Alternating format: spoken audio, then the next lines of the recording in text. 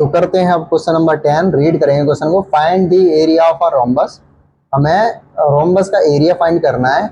If its vertices are 3 0 4 5 -1 4 and -2 -1 taken in an order.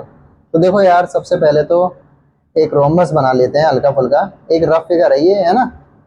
तो इसके coordinate vertices लिखते हैं। इसको 3 0 लिख दिया, इसको लिख लिया 4 5, इसको -1 4 और इसको -2 -1।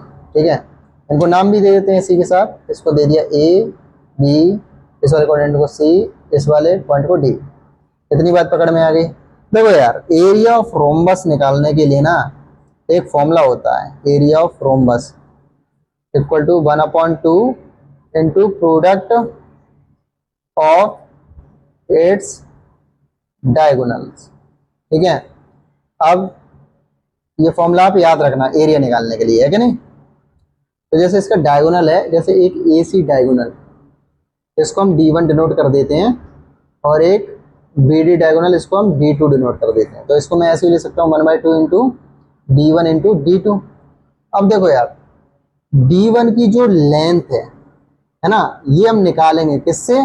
By using distance formula. देखो भाई मेरे, अब डिस्टेंस फॉर्मूला आपने पढ़ रखा है 7.1 एक्सरसाइज में। तो डिस्टेंस फॉर्मूला क्या होता है? √x2 माइनस x1 का whole square plus y2 minus y1 का होल स्क्वायर। इतनी बात पकड़ में आ गई आपको, है क्या नहीं। अब देखो, जो अपना D1 है, इसकी डिस्टेंस निकालेंगे कैसे? A और C की डिस्टेंस, AC इक्वल टू, देखो AC, तो A पहले नंबर पे आ रहा है तो ये अपना क्या हो गया? x1 और ये अपना y1, और ये दूसरे नंबर पे आ रहा है तो ये अपना x2 और ये अपना y2। तो x2 माइनस x1 का होल स्क्वायर, y2 मतलब 4 माइनस 0 का होल स्क्वायर। तो AC, देखो भाई, -3 -1 -4 स्क्वायर, 4 माइनस 0 4। तो AC इक्वल टू -4 का स्क्वायर 16, 4 का स्क्वायर 16, 16 प्लस 16 32 हो गया। तो AC इक्वल टू कितना आ गया? 32।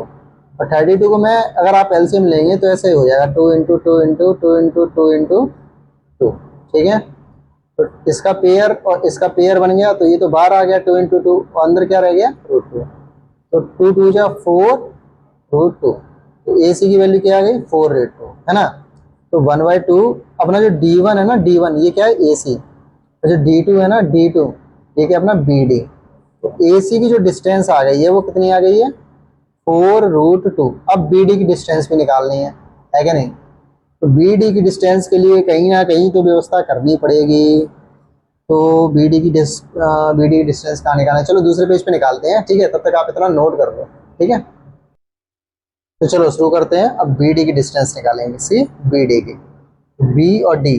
तो ये पहले नंबर पे आ रहा है तो x1 और इसके कोऑर्डिनेट y1, इसको दूसरे नंबर पे तो ये x2 ये y2।